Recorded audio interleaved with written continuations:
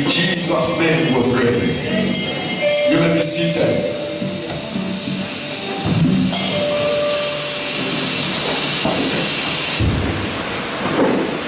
Acts of Apostles, chapter 23, verse number 1. And Paul, earnestly beholding the council, said, Men and brethren, I have lived in all good conscience before God until this day.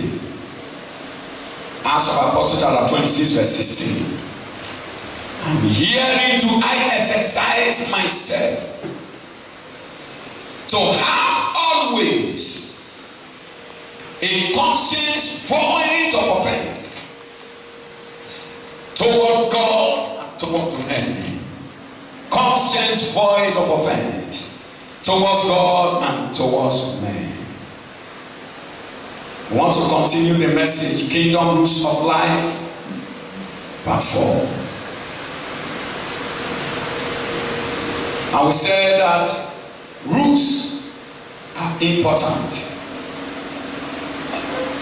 if we want to reign in life. Rules are important because they help us to hold on to the scepter of dominion. Rules are important because they give to us the upper hand in the competition of life, because life is a competition. And if you want to have the upper hand in life competition, you must have regard for rules. Today we are looking at the number 2 rule. The number 1 we consider is that you should make positive resolutions as you go through life. Today we will be looking at the second one.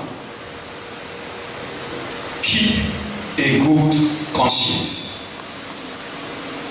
Keep a good conscience.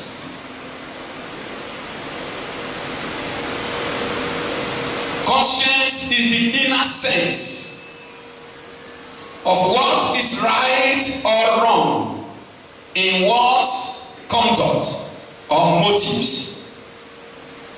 The inner sense of what is right or wrong in one's conduct or motives, propelling one toward right action. Conscience is the umpire of all our decisions, the judge of all our decisions and actions. It judges how moral your own actions are and makes you feel guilty about bad things that you have done. It tells you what is right and it tells you what is wrong. That is conscience. The enemy constantly comes for your conscience because he wants to rule your conscience and ruin your life. The devil daily wages war against man's conscience because he wants to rule the conscience of man. And by so doing, ruin his life. Your conscience is your life. Anything that happens to your conscience will eventually show up in your life. That is why you must give careful attention to your conscience. If there is anything you must do in life, one good exercise that is important for you and I to do in life is the exercise of maintaining a good conscience. You see, Apostle Paul said, herein do I exercise myself. Herein do I exercise myself? That is, in this matter, I exercise myself.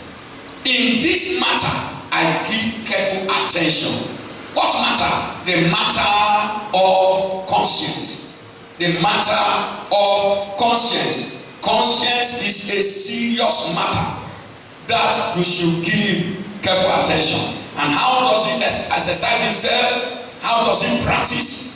He practices always to have a good conscience that is void of offense toward God and toward men.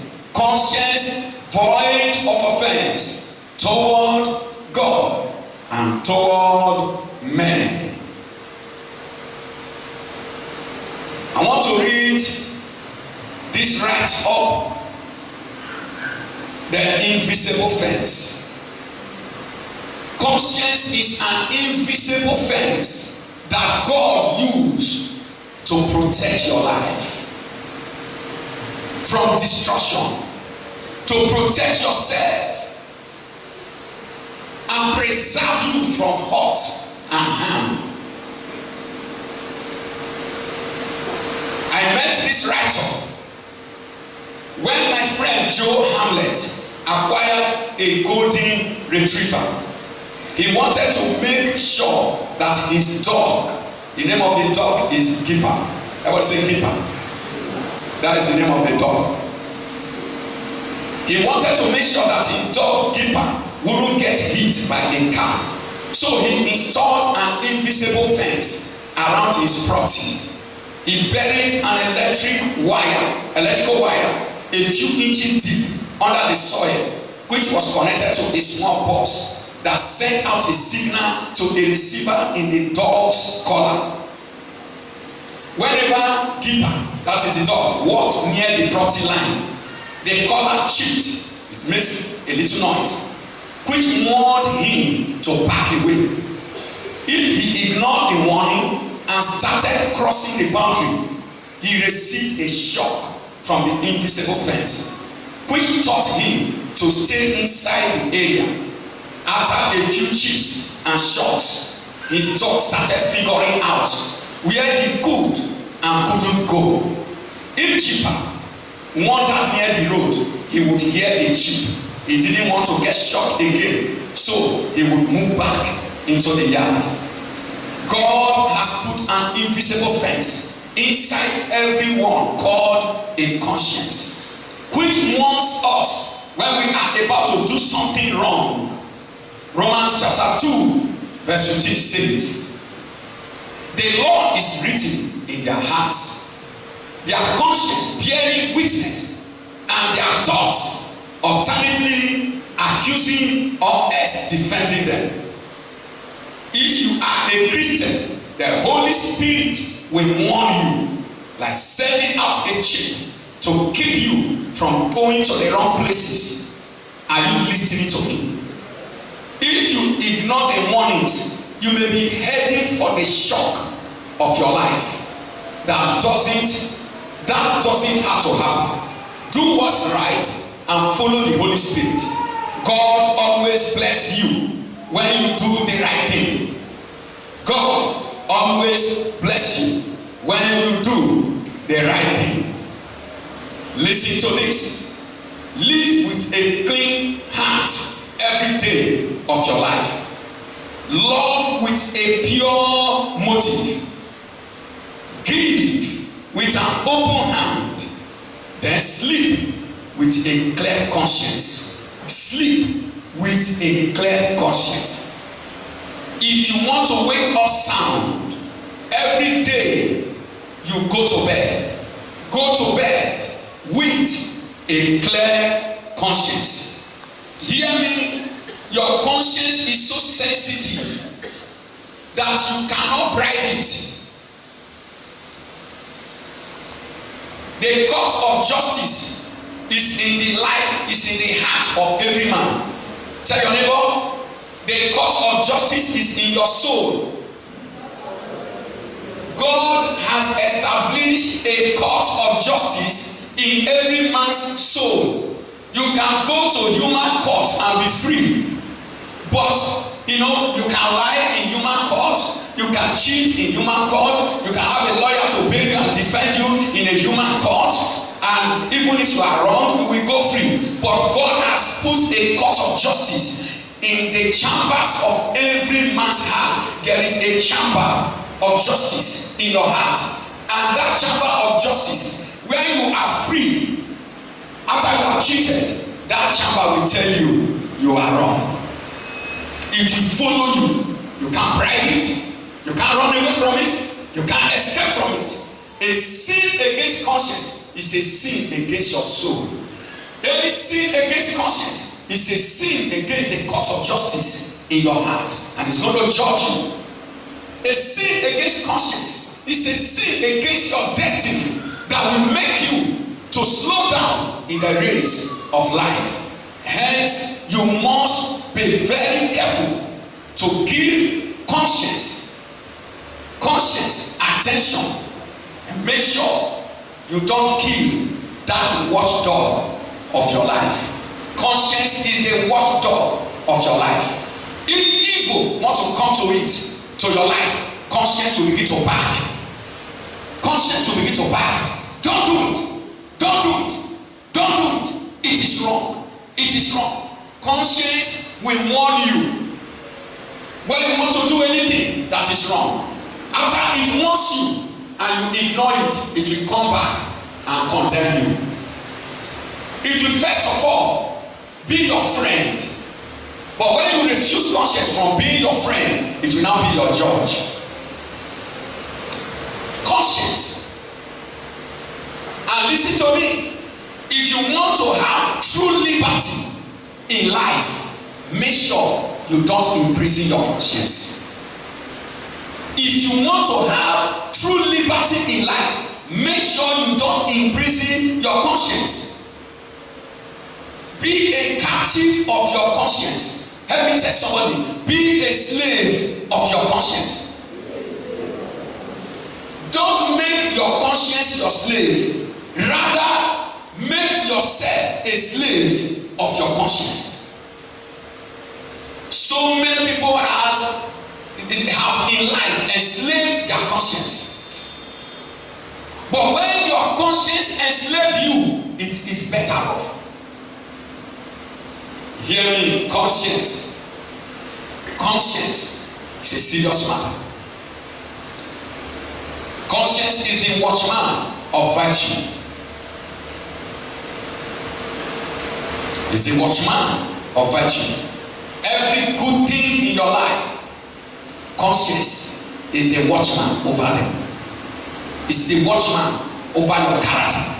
It's the watchman over your words. It's the watchman over your actions. It's the watchman over your decisions. Conscience. Don't ignore the voice of conscience. Don't ignore the voice of conscience. It is dangerous.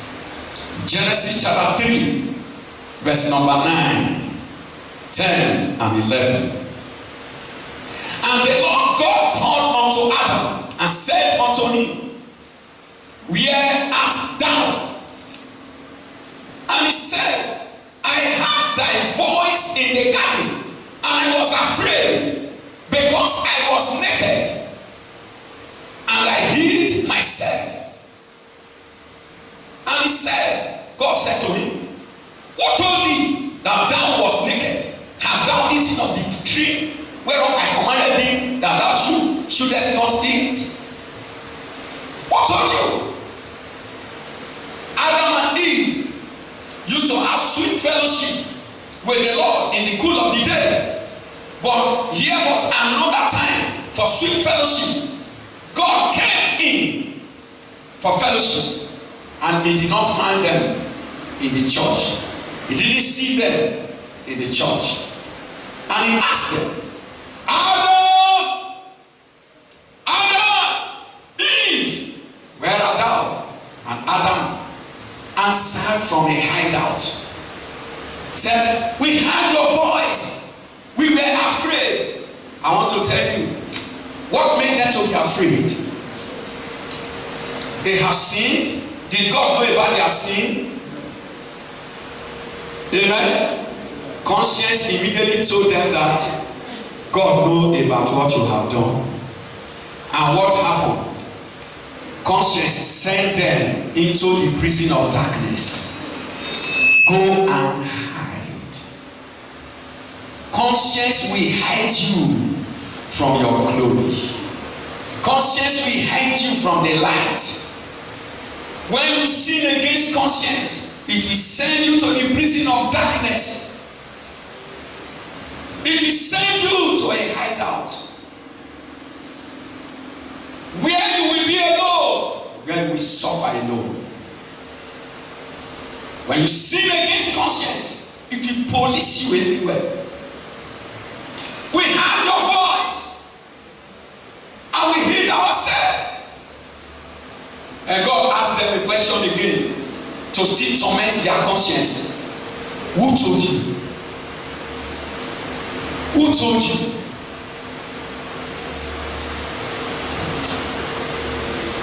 The torture of a bad conscience is the hell of a living soul. That's what John Calvin says. The torture of a bad conscience is the hell of a living soul. If conscience torture you, it's like you are in hell. Run away from what is evil. Keep away from what is evil. Listen to me. When wounds are healed, they leave a scar. When sin is forgiven, it leaves guilt in the conscience. It leaves what? Guilt in the heart. And it takes time for guilt, for the scar of guilt to erase. It takes time. It is better you have the mark of a healed wound than to have the scar of a guilty conscience. I want to tell you that so many people who have high blood pressure are victims of a sin against their conscience. They are victims of what they have done. They have escaped, but yet they live in torment. They have escaped. No, they are not caught, but yet conscience keep gnawing at them. Look at what you are doing. Anytime you are doing something and you are looking like this and looking like this, conscience is telling you what you want to do is what? Is wrong. Anytime you are afraid of being seen, you are afraid of being caught of what you are doing, conscience is telling you that this thing you want to do, is it right? Keep away from that thing. Even when you are alone, even if what you are doing does not affect me, does not affect any other person, but you know it is sin. And conscience is warning you, keep away. Keep away. Because it is not everything you do that affects other people. There are some that you do that affect only your life. Example, a young boy or a woman or a man that is masturbating. Which one concerns you? Which one concerns another person? But when you want to do it, conscience begin to tell you, this thing you want to do so, is it right? And if another person is walking in and want to catch you, what will you do? Will you be ashamed or will you not be afraid? That thing you want to do, conscience has judged it, looked at it on every side and tell you that this thing is what? Is evil. And it's a sin. And immediately, conscience will now begin to tell you, do you know that there is somebody up there that watch what you are doing?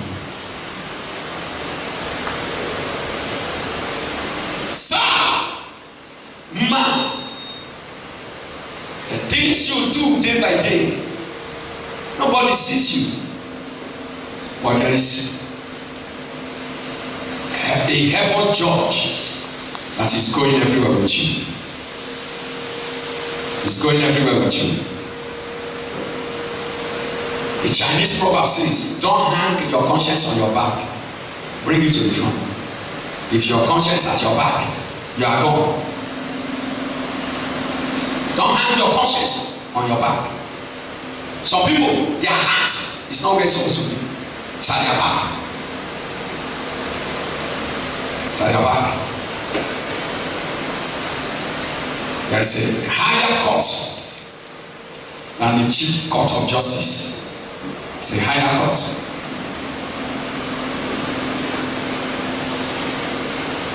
Let me tell you about types of conscience.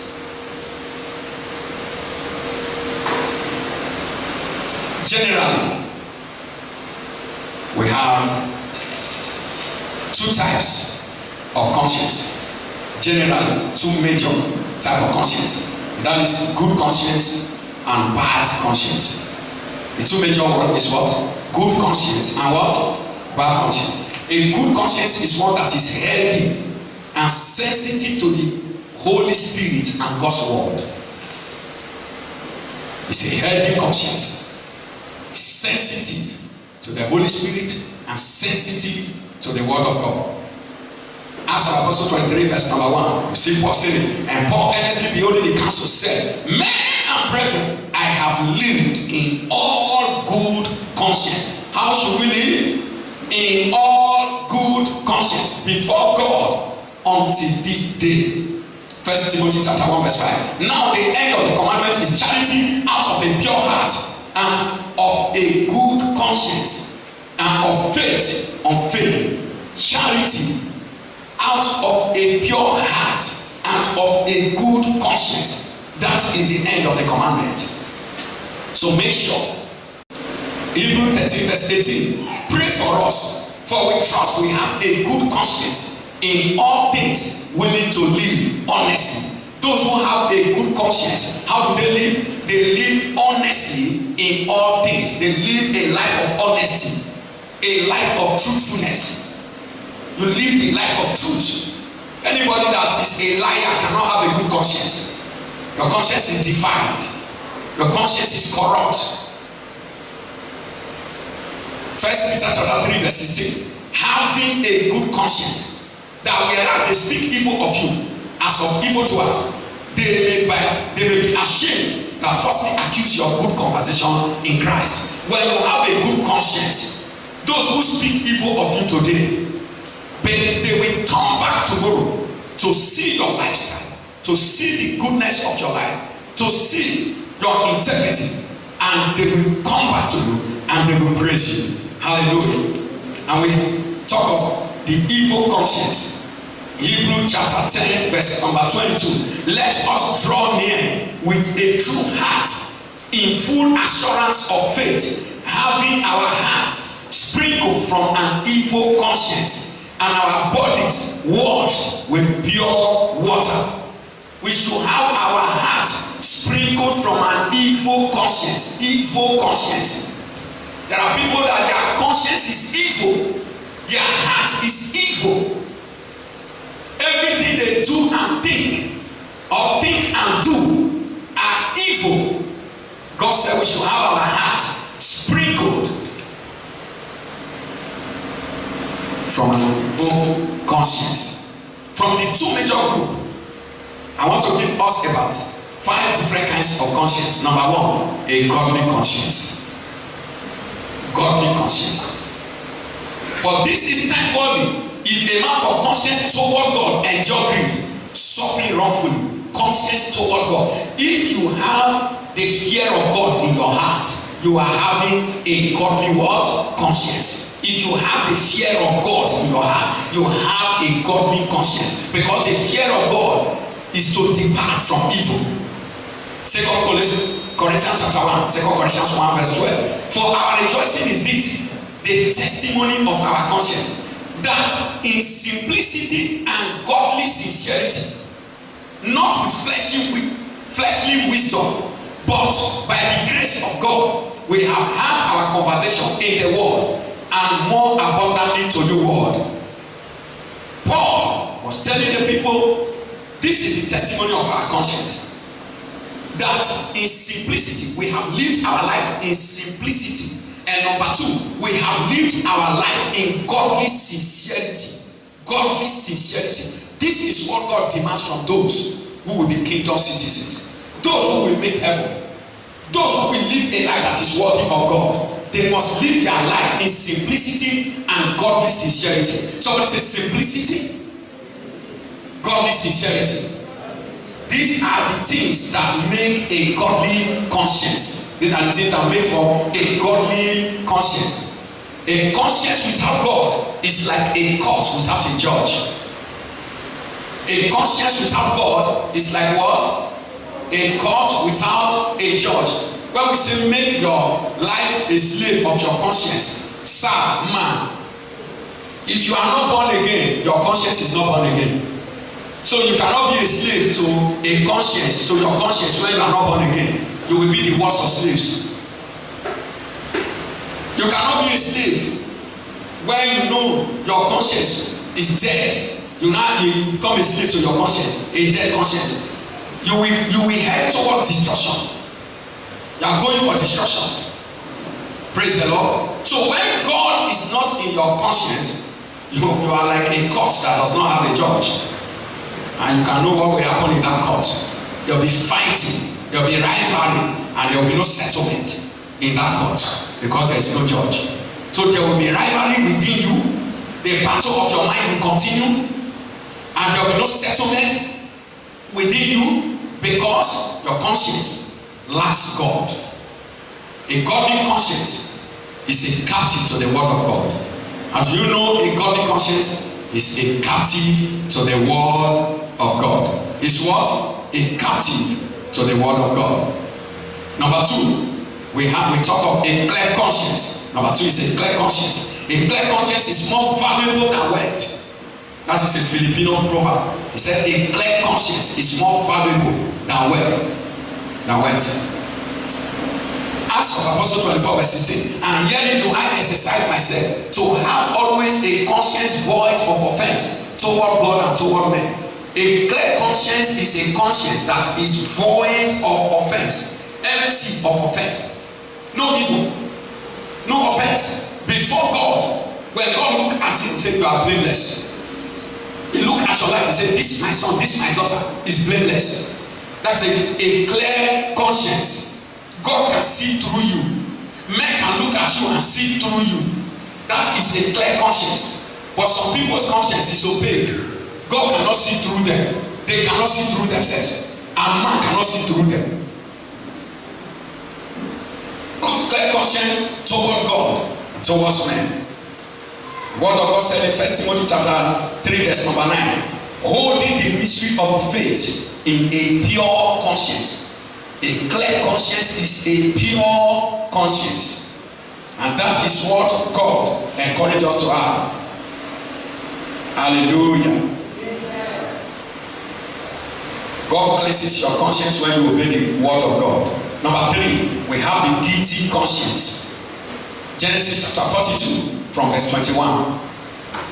And they said one to another, we are verily guilty concerning our brother, in that we saw the anguish of his soul when he besought us, and we would not hear. Therefore is this distress come upon us. And Reuben answered them, saying, speak I not unto you, saying, do not sin against this child, and you would not hear. Therefore, behold, also his blood is required. You know what happened here? The brothers of Joseph, they sinned against Joseph. They did all the evil against Joseph. They took his coat. They put him in the pit. They sold him. And now, famine struck. They had to leave their comfort on a journey. They had to come to Egypt looking for food to where they sold their brother. Nemesis has caught up with them. And now when they came, Joseph recognized them They did not recognize Joseph. And what happened? The word of God said that Joseph told them, put them in prison for 3 days. Don't release them. And when he wanted to discipline their conscience. And after 3 days, he said, you will leave your younger one. Go and bring the most youngest one from home. And then come back. And as they were trying to go on the way, they started talking to themselves. You see what we did?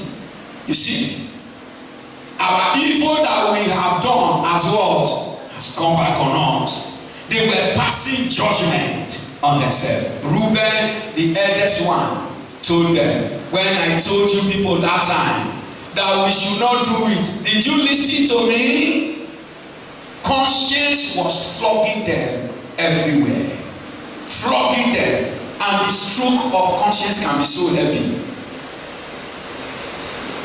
Don't do things that will make you live in bondage. Don't do things that will make you. Listen to me. A guilty conscience can cut your life short.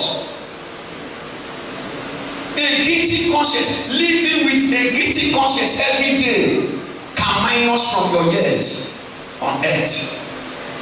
Be very careful. Be very careful. You may think you are smart doing some things. No, don't do that. Be very careful.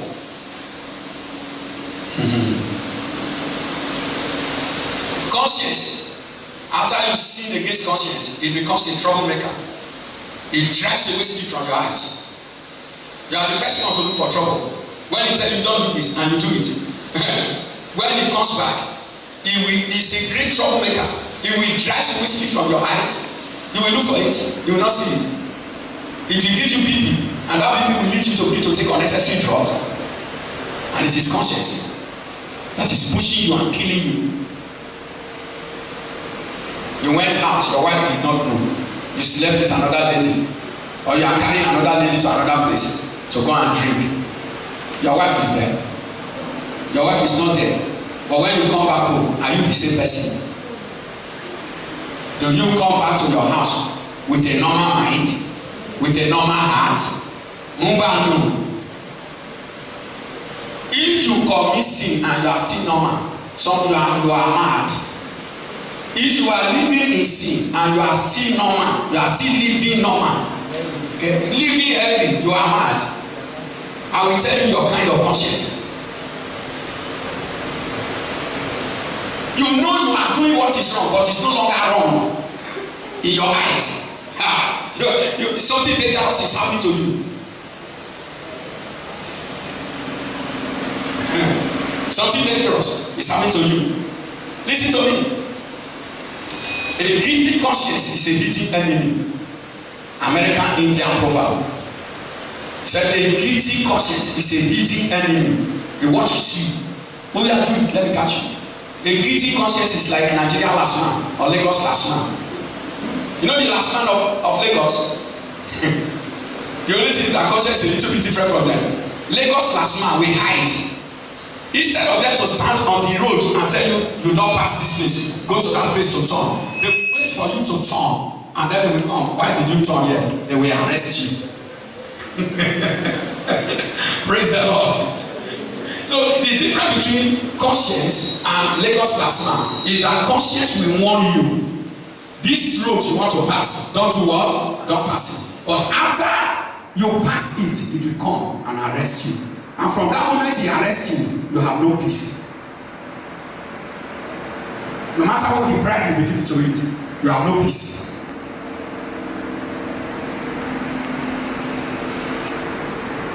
The guilty conscience is an inward hell. It tortures the soul. It is an inward hell. It tortures the soul. No flattery can heal a bad conscience. No flattery can do what? Heal a bad conscience. So no slander can hurt a good one. No matter if I, Pastor Godin, the husband of only one wife, that married only one wife, a joy. I will come back to the house and my wife is telling me, hey, man of God, you are great. Oh, you are wonderful. And whereas in my office, I was holding a girl anyhow. While my wife is telling me what a great man of God you are, conscience will be telling me, is that true? Are you accepting that place? But you know who you are. I don't know whether you understand what I'm talking about. Conscience. No flattery can heal a bad conscience. No matter the praise people will shower on you, there is something that gives me fear in my life. You know it? When people say, man of God, man of God, that word, I can fear it. You know why? Because it makes me to check my life every time. That, oh God, this man of God they are calling, one day should not become man of the devil. And when he become man of the devil, they are still calling him man of God. You know, it's very possible. Man of the devil. Whereas in secret, is man of the devil. Man of God, in secret, is man of what? The devil. May God deliver you and I from a hypocritical conscience in the name of Jesus. Very reason why so many people will go to hell is because somebody flattered them. They are doing what is wrong, but they are flattered. And so their conscience, though conscience condemn them, they give in to flatter, to the flattery of men. That's your problem. We have number 4, weak conscience. Weak conscience. 1 Corinthians chapter 8 verse 12. But when you sin so against the brethren and wound their weak conscience, you sin against Christ. Who are those that have a weak conscience? Those that doesn't have the word of God in their hearts. Their conscience is weak. Those who are newly born again, the word of God is not in their heart. Their conscience is weak. You must be very careful what you do around them. These are people that can copy. If they see somebody doing with evil now, they can copy. Because their conscience is weak.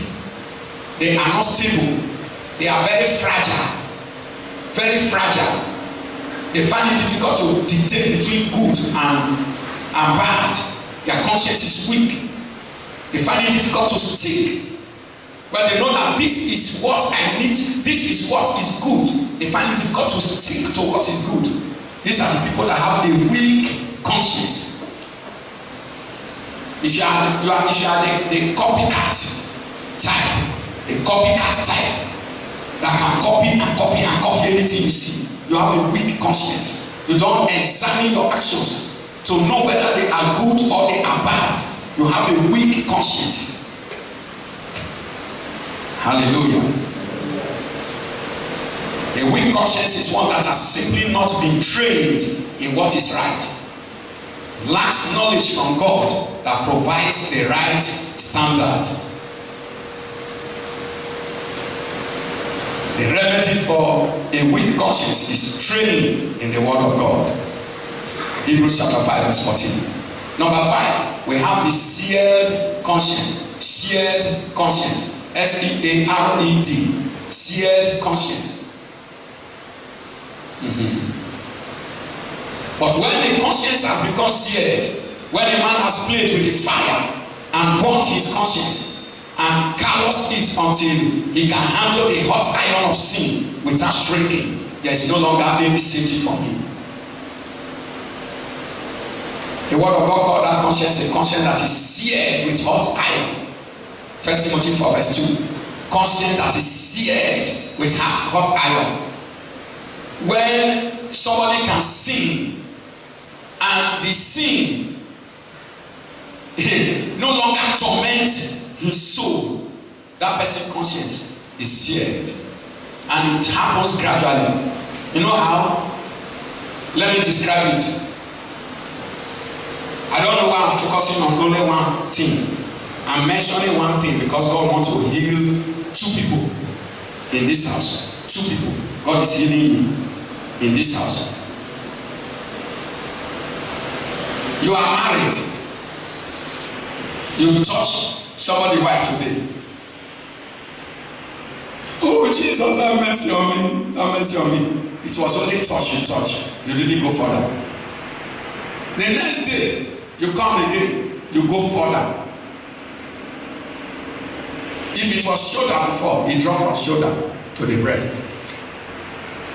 And that day, oh God, Jesus, I don't ever done it again. The next day, you come. You go from shoulder, you advance until you begin to sleep with the woman. The first day you sleep with the woman, oh Jesus, I betrayed my wife. The second day, the first one was in Yanosashi, you slept with the woman. Second one, you take the woman from Yanosashi, you go to Ikeja, you are advancing. Before you know it, your conscience is what? Seared with hot iron. It means that the more you practice an action, the more you become used to it. The more the sense of condemnation goes. The sense of condemnation that comes to you as you do that thing will what? Will vanish away. You lose the fear. Lose the fear. And it's a very dangerous thing.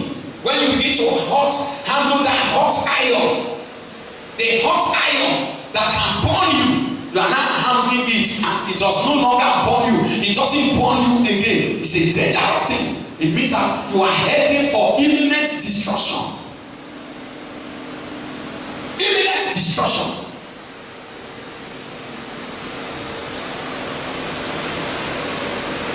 I pray that God will help us in Jesus' name. I pray that God will restore your spiritual pain. If you are no longer having spiritual pain for doing something wrong, may God restore your spiritual pain in the name of Jesus. Many in the church today are suffering from the danger of this deadly spiritual phenomenon. Many in the church today are caught in the web of it. The word of God said in 1 Timothy 4:2 says, speaking lies in hypocrisy, having their conscience seared with a hot iron. The first day you lie, it is very difficult. The second time you lie, it's a little bit easier. The third time you lie, you'll be becoming a master in it. And then the more you lie, in short, you cannot begin to be a creator of lies. Because the first one you look for it is difficult. But you come to the point you can manipulate. You come to the point you can create. You come to the point you can form. If you look up like this, it has dropped. You no longer look for it. But at the first time, it is very difficult. May God deliver you and I. Amen. If conscience will not arrest you. And lastly, let me talk about the dead conscience. The dead conscience. Conscience is thoroughly well bred and so lives off talking to those who do not wish to hear it. Conscience is thoroughly well bred, that is well nurtured by God. So, you know what? He does not force himself. He soon leaves you. When you don't give it attention, conscience will live quietly. If you snub conscience a few times, she will cut your acquaintance. If you snub conscience a few times, what will she do? She will cut your acquaintance. She will not be your friend again. She will say, you snubbed me the other time. I rebuke you. You snubbed me. I rebuke you. You snubbed me. It's not like your mother. It's not like your father. It's not like your brother. It's not like your sister. Snub conscience today. Snub conscience tomorrow. Snub conscience for this year. The next year, it will cut you off. It will no longer rebuke you when you are doing something evil. And when conscience no longer rebuke you when you are doing something evil, we say that conscience is what? Is dead. That conscience is dead. And this is a dangerous situation. This is a dangerous situation. How do you recognize a dead conscience? Number one, when a man calls evil good and good evil, his conscience is dead. When a man calls good evil and evil good, the man's conscience is what? Is dead. In Proverbs 16:25, says there is a way that seems right unto a man, but the end thereof are the ways of what?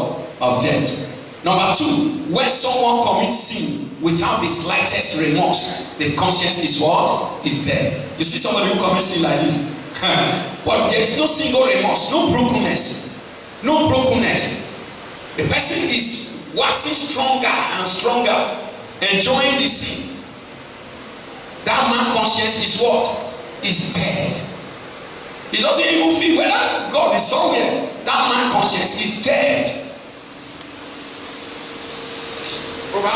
Proverbs 30:20. Such is the way of an adulterous woman. She eats and wipes her mouth and said, I have done no wickedness. They commit sin. They eat. The adulterous woman will eat, wipe her mouth, and said, I have committed no wickedness. Sin is no sin again to them. When sin is no longer sin to you, your conscience is what? Is dead. Number three, when a man no more has the shame of committing disgraceful acts, the conscience is what? Is dead. Things that can bring heavy disgrace if they are hard. This thing will bring disgrace when it comes to the ear of men. When you are no more ashamed of those things, the conscience is what? Is dead. When you look at our nation today, do you see dead conscience everywhere or not? When you see a woman walking naked, wearing pants, and using pants to snap picture like this. I saw one on Facebook. I was snapping picture. Snap like this. And doing like this. Only pants. When you see women nowadays that they say because they are pregnant, they will not naked themselves with only pants. They will not take a picture. Say they want the pregnancy they want to take a picture of their pregnancy, and they will put it on social media, on Facebook, and sometimes their wife will go with them to go and take that picture. Their husband will go with them to go and take the picture, and they will put it on their Facebook. A woman with pregnancy naked. Where is conscience? Dead. When you look at our nation today, somebody carry money and put it inside drum and bury it on the ground. Where is conscience? Dead. So the evil we see all around is because men have no conscience again. Men have no conscience again. No conscience. If I have conscience, before I will do anything against my wife, I will think twice. And that is what is going to save me from doing that thing. Conscience. You see people today, they can hurt their wife and they can sleep comfortably. Your wife is crying in the room, you are sleeping and snoring. Where is your conscience? Where is your conscience? So relationships are dying. Relationships are daily dying because men have no conscience. They have no conscience. A woman poisoned the husband. Put poison inside the food for the husband. The man died. She alone put the man inside nylon, took the man to mortuary. The mortuary after that said, where is your husband people? Why did you? He said, they are not, he cannot get to them. Give us their number. They must know one of them. And as they began, they call the husband people, they discover they don't do anything. When they see the woman, they arrested the woman. And they discovered that she poisoned the man to death. Used the man's cheek to carry the man to mortuary. A woman. Where is conscience? Where is conscience? who is a policewoman, told me of an incident that they discovered at their station here. He said a man come to report that the wife is late, this and that, they are looking for the wife, and they now trace something or suspicious happened. When they came to the house to investigate, they discovered they saw some blood and what, so they become suspicious. It was the man that killed the wife, cut the wife, put the woman inside fridge, cut the woman in pieces and put the woman inside fridge, and shout and raise alarm. She don't know what happened to her wife. I have been looking for my wife, looking for a time, either peradventure when the ground is settled to go and evacuate, throw the woman away, or I don't know, inside fridge. She was telling me, say, Daddy, the things we see daily. Say, Daddy, if they tell you, you'll be afraid of going outside. Where is conscience? Men, we close your mind against your wives. Wives, closed mind against their children. Punish their parents with their attitude. So there is unrest everywhere. Life is not safe because men have lost their conscience. Men have lost their conscience. But you are a child of God. A child of God. I said when a man no more has shame for committing disgraceful acts, the conscience is dead. Jeremiah 6:15 says, were they ashamed when they have committed abomination? No. He said no. They were not at all ashamed. Neither could they block. Jeremiah 6:15. Hallelujah. Hallelujah. Yeah. Quickly, let me tell you the importance of a good conscience. I will mention them, but in the sake of service, I will talk about them. Number one, conscience is the superstructure of a thriving relationship. Any relationship that will thrive, that will succeed, relationship with God, relationship with man, that relationship will thrive on the foundation of a good conscience. When people who don't have good conscience come together, they cannot make it, because they will try to outwit each other, try to cheat on each other. But when people who have good hearts come together, they will try to better the life of one another. That is the difference. Anybody with a godly conscience. That is why my daughters, if you want to marry, don't look for good in the life of the man you want to marry. Look for God. Look for what? God. It is not money. A man that has money can frustrate your life, that you wish you were not born if he doesn't have God. Look for a man that has God.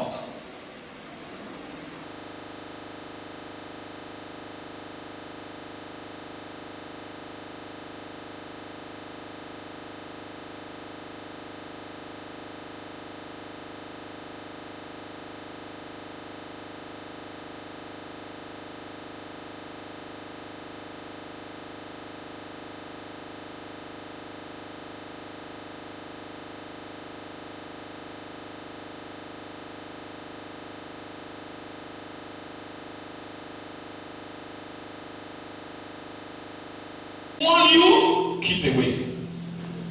Don't allow your conscience to warn you until it is dead. Because when your conscience becomes dead, you are in trouble. Rise up and let us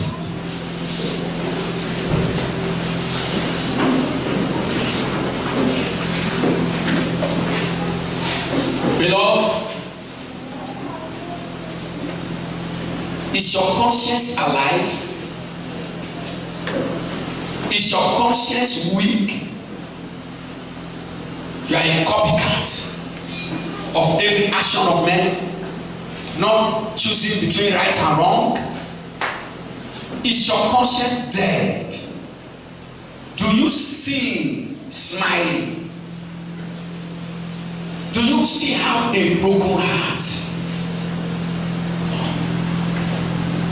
Do you weep when you are wrong? Do you weep?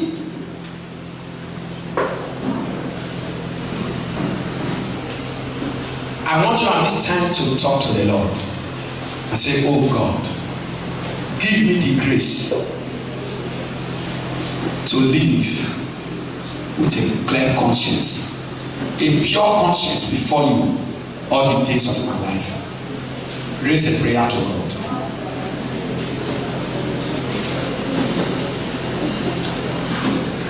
There is somebody that this message has come to save. There is somebody that this message has come to deliver. Make sure you don't miss the opportunity.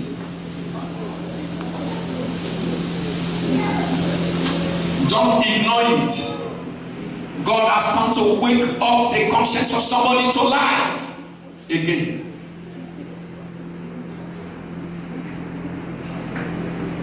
He came to wake the dead conscience of someone back to life. Make sure you don't deny him the opportunity. Make sure you don't deny him the opportunity. Let him bring your conscience to life. Tell the Lord, God, I have murdered my conscience. I'm living in torment day by day. Lord, I confess and repent of my sin. Forgive me, Lord, and cleanse me. Help me to live a life that is pleasing in your sight. Help me to live a life that is pleasing in your sight. In Jesus' name we pray. And so, dear Lord, we thank you. We have heard your word. We pray that this word will bring salvation to our souls in the name of Jesus. We pray that, oh God, anyone this word is meant to correct, meant to chastise, and bring back to your kingdom. Lord, let the word produce the desired effect in the life of that one in Jesus' name. And anyone that will listen to this message on YouTube, listen to this message on audio, on video, anywhere, God, let there be a change and a transformation on that life in the name of Jesus. Thank you, Father. In Jesus' name we pray.